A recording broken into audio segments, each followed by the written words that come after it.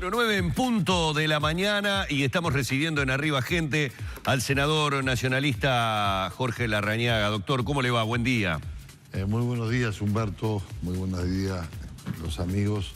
El gusto de poder estar acá. Bueno, hoy le diría con un menú variadísimo porque por diferentes situaciones usted ha sido protagonista en estos últimos tiempos políticos de muchos temas, de críticas por las ideas que ha tenido nuevamente de que los militares, por ejemplo, ayuden en el patrullaje o en el trabajo a la policía, dado los problemas de seguridad que tenemos fundamentalmente en el área metropolitana. Ayer con sus propuestas nuevamente en el directorio del Partido Nacional, pero no puedo sustraerme de lo que en este momento sigue siendo un tema de polémica, de debate y de conversación, que es la respuesta del gobierno dada a los autoconvocados. Y fundamentalmente porque ayer, doctor, hacíamos mención a un tuit suyo, cuando leíamos algunas de las respuestas que desde la oposición se habían dado, leímos del senador Mieres, del senador Bordaberry, Pablo Abdala, pero una suya muy escueta pero muy contundente, algo así como que ni siquiera se habían animado a dar la cara. No les dio para dar la cara. Exactamente, ese fue su tuit que me parecía corto pero duro en la crítica, porque bueno, evidentemente encierra una notoria discrepancia con la manera en que el gobierno entendió debía responder a los autoconvocados. Absolutamente, porque creo que la institucionalidad de la Presidencia de la República requiere otra cosa. Yo no entro en la situación del comunicador en sí. Claro. Pero sí expreso que el Poder Ejecutivo debió comunicarse a través del presidente o de los ministros o del director de la Oficina de Planeamiento y Presupuesto. Me parece central, y no acudir a esta forma en donde no se da la cara, en momentos en donde incluso a las 24 horas siguientes se conoció el déficit fiscal importante que el país tiene, de 3.7% del producto, que genera enormes condicionamientos e incertidumbres, y máxime cuando en el propio contenido de la cadena hay inexactitudes importantes, hay problemas de los que no se habla, la gran extranjerización de la tierra, de que los grandes terratenientes de las multinacionales no pagan impuestos, de los 40.000 puestos de trabajo que se han perdido en el Uruguay, 12.000 productores agropecuarios, la sequía, el alto endeudamiento, entre otras realidades que me parece que rompen los ojos. Por eso nuestra discrepancia, porque me parece que se apuesta al Uruguay de la división, del enfrentamiento, es decir, al Uruguay del 50%. El presidente y el Poder Ejecutivo eligen dividir, enfrentar, tener un adversario a quien contraponer y con quien contraponer modelos y estilos de país. Cuando además hay una notoria disparidad. El gobierno es el gobierno, con toda la enorme fortaleza y poder que tiene, frente a un grupo de autoconvocados que son ciudadanos que yo fui a la manifestación del 23 de enero y vi gente de todos los partidos, de todas las condiciones sociales, gente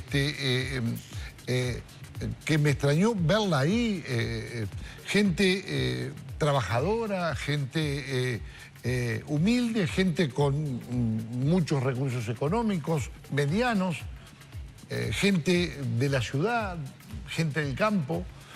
Entonces no son equiparables y me parece que eso es central a la hora de cómo se toma en cuenta esta suerte de controversias evitables, innecesarias para un clima de convivencia que el país tiene que mejorar, porque no podemos vivir en la confrontación. De la confrontación no surgen las mejores respuestas para la gente, que después, por supuesto, descree de la política y de los políticos. Responder a través de la cadena fue una confrontación porque usted dice dividir, pero el gobierno recibió a los autoconvocados, recibió a todos los sectores productivos. Y de alguna manera los que se retiran del diálogo... Yo creo que es dividir porque es no darle a la respuesta que se prometió el carácter institucional que merecía la oportunidad. Porque un comunicador comunica logros que él no comprobó, no conoce. Simplemente lo hubiera podido hacer Humberto, lo hubieran podido hacer cualquiera de ustedes, pero no conocían en profundidad los datos que estaba leyendo en el teleprompter. Entonces, los autoconvocados se retiraron porque el gobierno no ha dado ni da respuesta. Fíjese ahora, con la declaración de emergencia para 7 departamentos, la ayuda va a ser para productores familiares con 2 trabajadores. A partir del mes de mayo y con cuotas a partir de julio. Los terratenientes de más de 500 hectáreas, digo terratenientes en términos figurados, no tienen respuestas y el país tiene problemas en su aparato productivo, con endeudamiento, con altos costos, con dificultades de todo tipo que afectan la competitividad, la rentabilidad de un sector productivo que es básico para el desarrollo nacional. Por eso me parece que el gobierno eligió la confrontación, porque además, estimada amiga, la mayor responsabilidad, ¿quién la tiene? La tiene el que acumula más poder, y el que acumula más poder es el gobierno. Entonces, cuando los otros días le tiran al productor colono que se enfrentó con el presidente de la República con su situación de endeudamiento, sometiéndole a una suerte de escrache público, me parece que se les va la mano. Como hombre del interior, comparte esa visión que hay un enfrentamiento campo-ciudad? Yo no la comparto ni la estimulo, pero sí me parece que el gobierno lo hace. El gobierno confronta derecha-izquierda, campo-ciudad, buenos y malos. Siempre confronta. Es la forma como se ha tenido de gobernar. Procurando generar centros de atención diferentes, porque ¿qué pasa? ¿Qué logró o qué se pretendió lograr? O si no se pretendió, porque no puedo adivinar intenciones, el efecto fue ese, que se hablara del mensajero, no del mensaje. Se habló del comunicador que hizo la cadena, pero no de los contenidos. Entonces, estamos lateralizando la discusión y no es bueno para la calidad democrática del país. Esa es mi opinión, lo digo respetuosamente, en una buena, no es para salir con el puño crispado contra el gobierno, porque hay cosas buenas, hay resultados.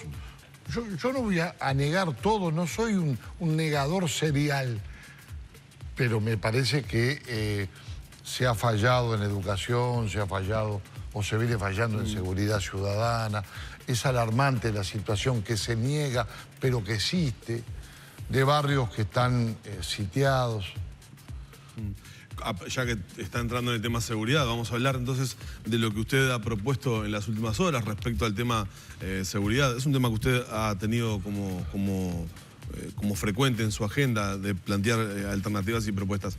Concretamente usted planteaba en las últimas horas un proyecto de ley que entre otras cosas incluía algo que el fiscal Gustavo Zubida repite mucho, el cumplimiento efectivo de las penas. Es decir, hay penas disponibles y que por los institutos actuales que tiene el Código Penal, muchas de ellas no se llevan a cabo. Usted hacía hincapié en el cumplimiento efectivo de las penas y entre otras cosas planteaba, por ejemplo, la alternativa de la cadena perpetua para los delitos gravísimos con agravantes que se puedan llegar a presentar. Rápidamente lo tildaron de tribunero por la presentación de estas propuestas en el marco de una opinión pública muy alterada por hechos recientes. ¿Qué responde usted a esas críticas, Larrañaga? Me trataron de golpista también cuando propuse la transformación del cuartel de Punta Rieles en una cárcel y resulta que ahora la cárcel de Punta Rieles es una cárcel modelo. Sobre estos temas venimos hablando desde el año 2009 porque El 27 de abril del 2009 presentamos un proyecto de Guardia Nacional, que es una guardia constituida por militares para ayudar a la policía en materia de seguridad. A mí me parece... Uy, lo hacen algunas cosas. A mí me parece que es increíble que Prefectura, con poquísimos recursos, hace un esfuerzo enorme para cumplir funciones de policía en 1000 kilómetros de costa y no podamos tener militares en funciones de policía. Me parece increíble que tengamos misiones de paz en varios lugares reconocidos por Naciones Unidas, la custodia perimetral de cárceles, lo que pasó en Dolores, donde en el tornado, en las primeras horas, quien evitó los saqueos fueron las Fuerzas Armadas y no podamos aceptar este concepto. Con respecto al cumplimiento de penas, no se puede ser tribunero porque lo hemos dicho en varias oportunidades y lo hemos sostenido. No es posible que cuando se dice que hay 30 años de máxima más 15 años de medidas de seguridad eliminativas que se proyecta derogar en el nuevo Código Penal, se cumplan. Porque hay institutos como la libertad anticipada o la libertad vigilada o la vigilada intensiva en donde evidentemente esas cifras bajan notoriamente. Pablo Goncalves, asesino serial,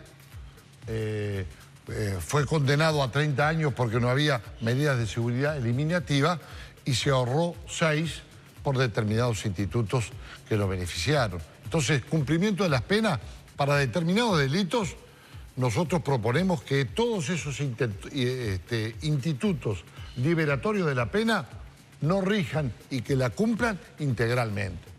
Con respecto al tema de la reclusión perpetua permanente, bueno, yo lo anuncié el año pasado, presenté el proyecto de ley, lo preveo para aquellos casos aberrantes de abuso sexual, homicidios, seguidos de homicidio, cuando ha habido también violación, los casos de sicariato, la contratación de asesinos para cometer homicidios, o los casos de homicidas múltiples.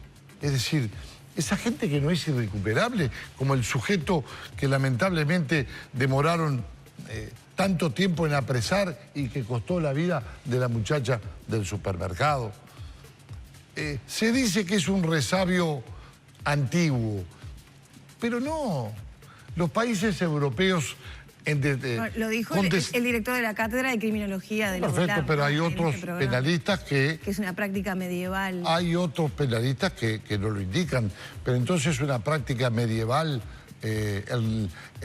la cadena perpetua en Alemania, en Francia, en Italia, en España, en Bélgica, en Luxemburgo, en todos los países europeos, en Estados Unidos, en Chile, en régimen hasta hace poco socialista de Bachelet, donde la cadena perpetua es revisable a los 40 años, en la Argentina. No, son instituciones que me parece que si alguien es rehabilitable,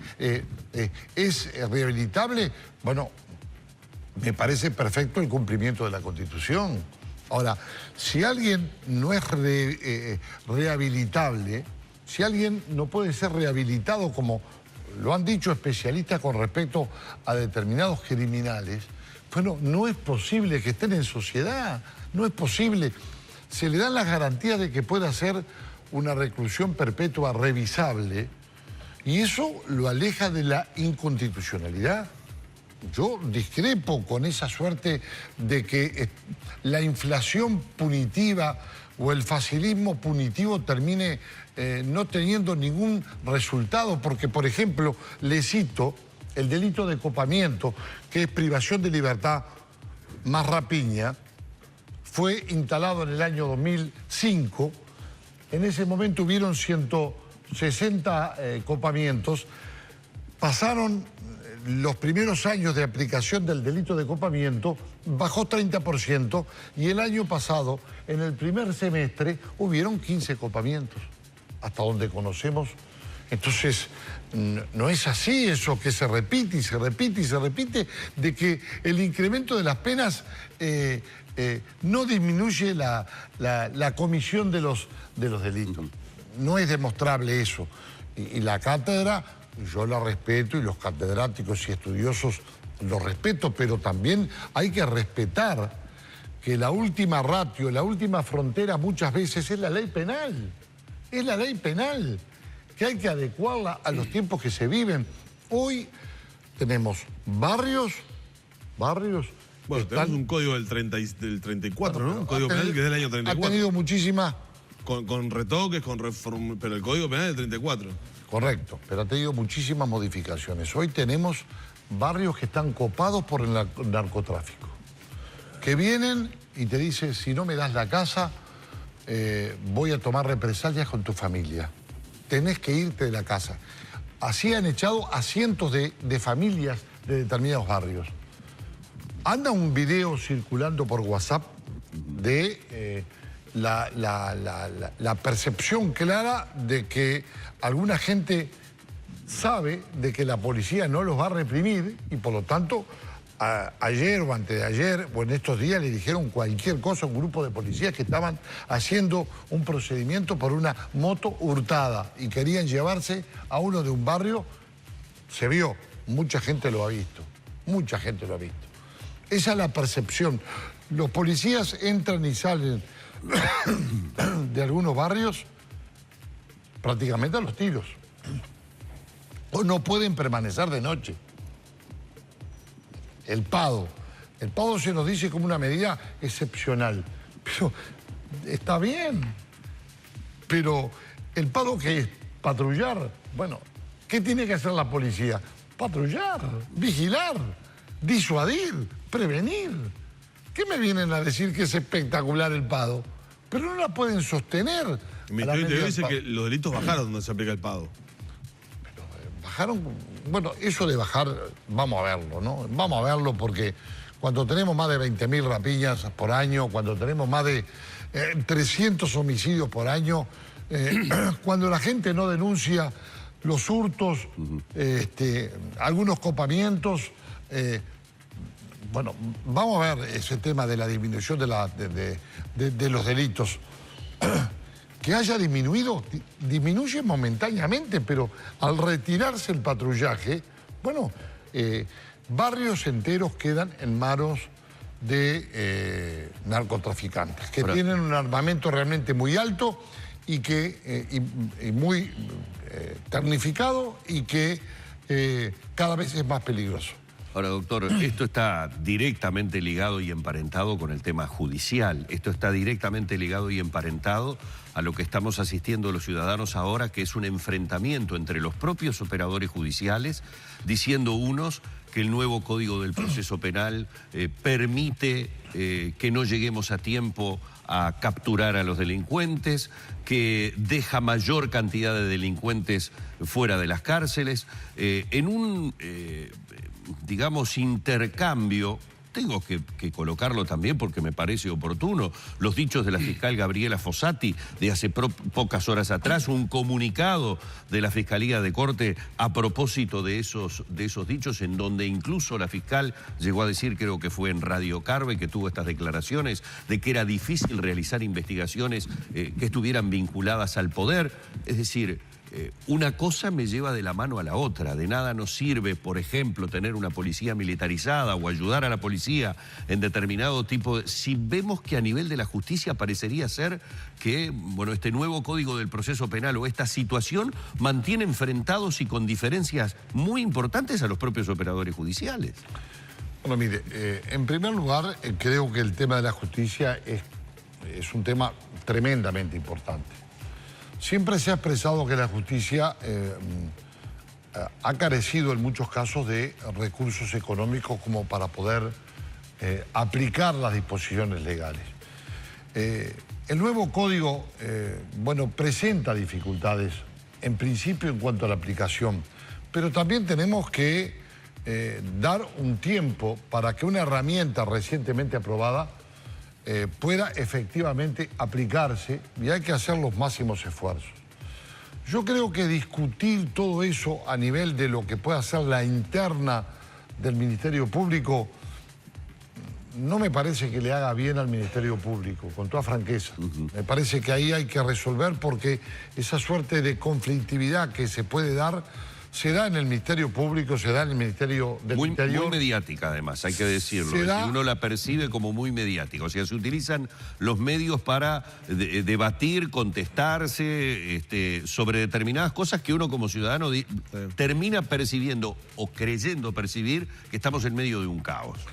Es posible, pero el problema es que también vivimos en una sociedad muy mediática.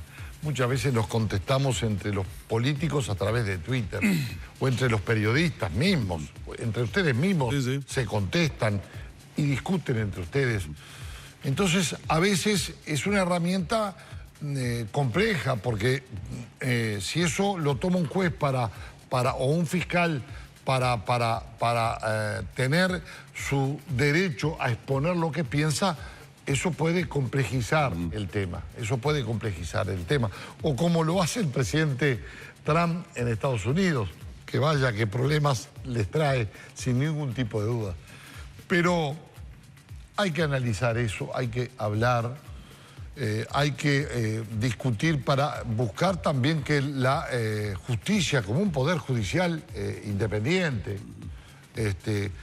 para que la propia independencia de los fiscales pueda estar plenamente vigente y para que en ese marco de la institucionalidad y del Estado de Derecho se pueda ayudar a todo lo que refiere al Ministerio del Interior, al Poder Ejecutivo. Ahora, también hay otros instrumentos, la educación, las políticas sociales que no se pueden negar. Ahora, ¿qué pasa? Mientras tienen impacto las políticas sociales y la educación, bueno, están pasando cosas gravísimas en el país. No es posible, yo discrepo con el ministro del Interior, Bonomi, cuando nos dice a los uruguayos todos que el país precisa un shock de medidas de políticas sociales. ¿Cómo? Hace 13 años que están gobernando.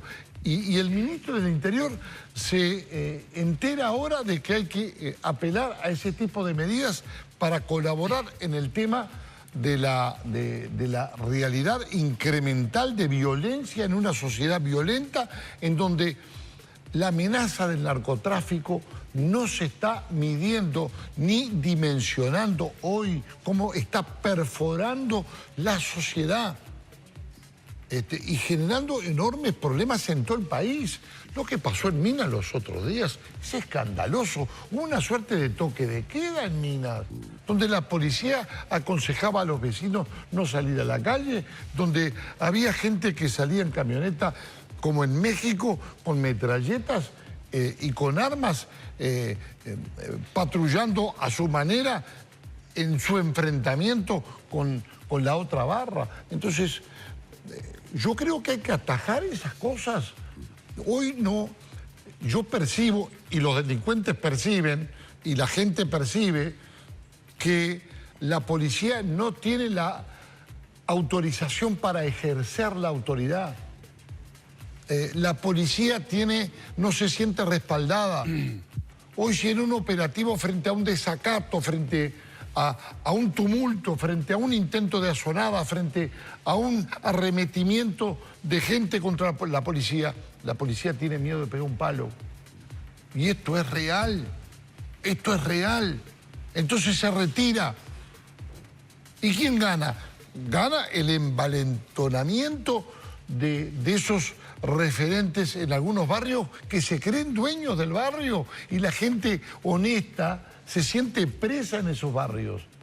Y es lo que hay que enfrentar porque estamos perdiendo sociedad, estamos perdiendo calidad de vida. Jorge, antes de cerrar, esta semana usted concurrió al director del Partido Nacional con un documento que plantea buscar acuerdos macro a nivel político con la oposición, construir en definitiva acuerdos macro, pensando electoralmente hacia el futuro, hacia lo que vendrá. Básicamente, ¿por dónde atraviesa eso, esa idea? Yo digo pensando en el país, en la gente, porque los uruguayos somos todos. Los problemas de los uruguayos no son blancos, no son colorados, no son frentistas, no son independientes. Nuestro partido, y por eso fui al directorio del Partido Nacional a presentar ese documento de impulso a un entendimiento interno dentro del partido para salir a conversar y dialogar con todas las otras fuerzas para sumar, no para dividir. No para ir en contra de, sino para construir un modelo alternativo, superador, que el país está necesitando.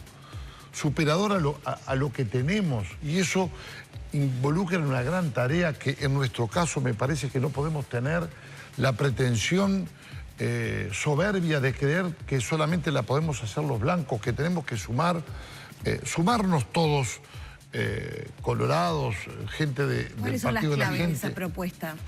Bueno, una política que impulse una reforma del Estado, más y mejor educación pública, desarrollo, la noción de desarrollo económico, humano y social, porque el país, no lo podemos negar, ha crecido en términos económicos, pero no se ha aprovechado el crecimiento económico para hacer las reformas estructurales que el Uruguay necesita en materia, por ejemplo, de educación pública.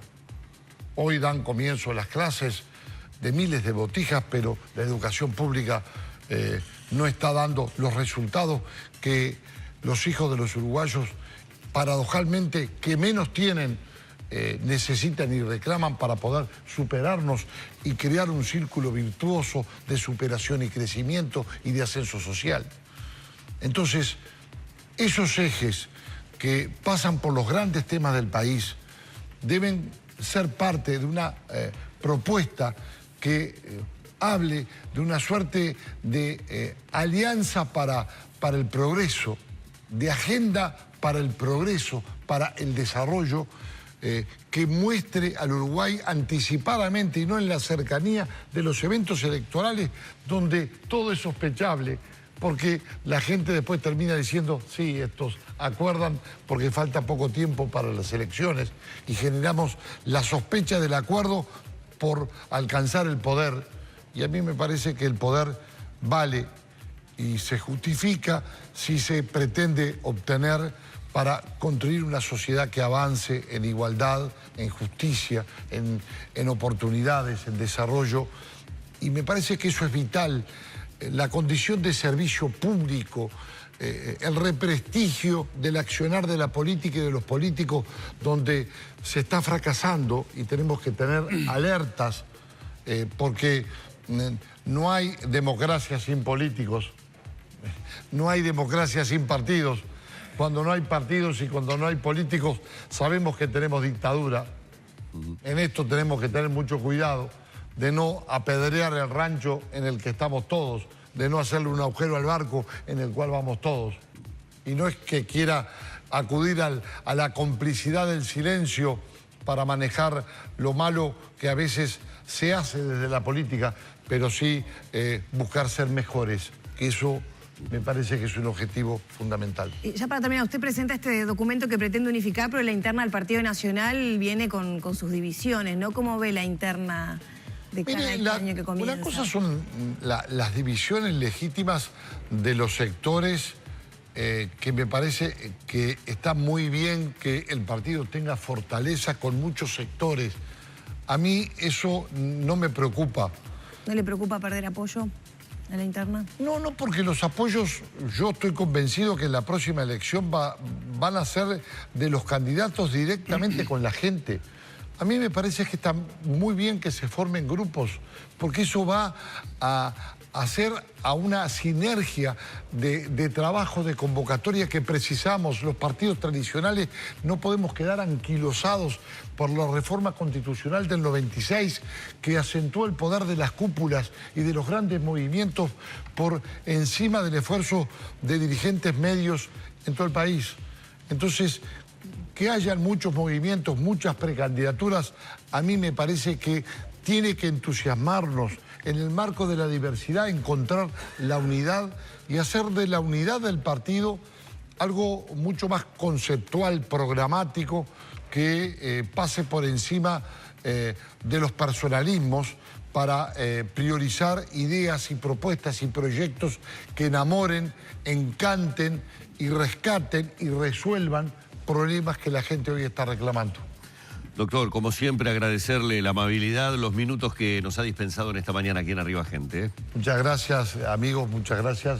Y bueno, felicitaciones por el programa porque eso permite que muchísima gente se cuelgue de Arriba Gente y poder estar mirándolos en todo el país. Muchísimas gracias. El doctor Jorge Larrañaga junto a nosotros, como le dijimos en el inicio de la entrevista, tocando muchos temas de la actualidad política nacional.